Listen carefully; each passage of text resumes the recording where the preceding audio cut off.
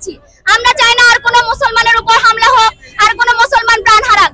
তারা আমাদের ভাই, তারা আমাদের বোন, তারা আমাদের মা, আমাদের মাদের সন্তানের মতো।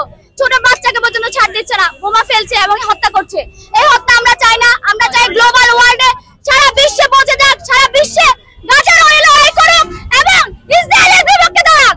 এবং আমরা আবেদন জানাই যাতে ইসরায়েলের যত প্রোডাক্ট আছে সবগুলোকে বয়কট করে।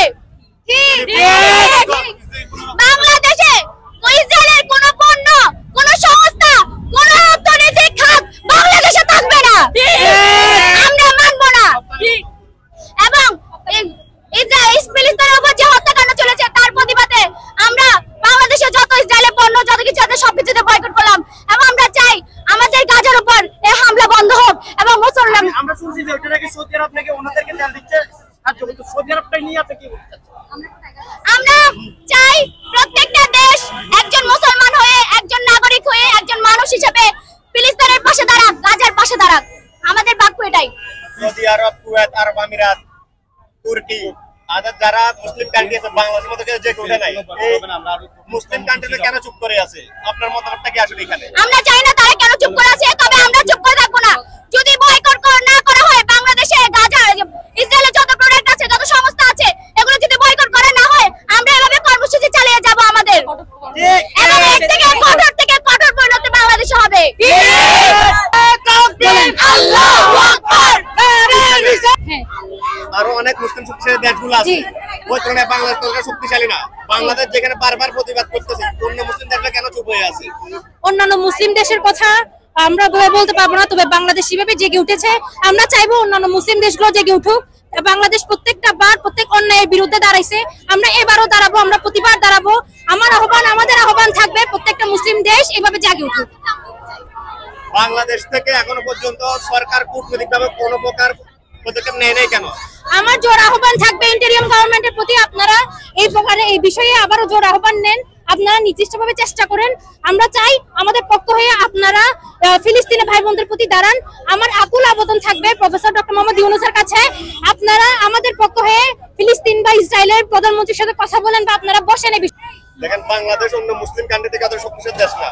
সৌদি আরব, দুবাই, কাতার, বাহরাইন, তুর্কি, অনেকগুলো দেশে শক্তিশালী দেশ। অলমোস্ট 200 কোটি মুসলিম থাকার পরেও অন্যান্য ইহুদি কান্ট্রি একজোট হতে পারলে বাংলাদেশ মুসলিম কান্ট্রি এখন একজোট হতে পারতেছে না। এই সময় আমার হযরত মুহাম্মদ সাল্লাল্লাহু আলাইহি ইসলামের একটা বলা হাদিস মনে পড়ে গেল, যখন উনি বলছিলেন এমন একটা সময় আসবে আমরা সংখ্যাগরিষ্ঠ হওয়ার পরও আমাদেরকে বিজাতিরা এমন ভাবে ধরে রাখবে যেন তারা ভোজন করতেছে। এবং তখন একজন সাহাবী ওনাকে জিজ্ঞেস করলো, ইয়া রাসূলুল্লাহ, আমরা কি তখন সংখ্যায় কম হব? তখন উনি বলছিলেন, না, তখন তোমরা সংখ্যায় বেশি হবে, কিন্তু তোমরা হবে মূল্যহীন, দায়িত্ব জ্ঞানহীন। ঠিক এই জিনিসটাই এই সময়ের জন্য প্রযোজ্য। এই হাদিসটা এই সময় টোটালি ফিট বসতেছে।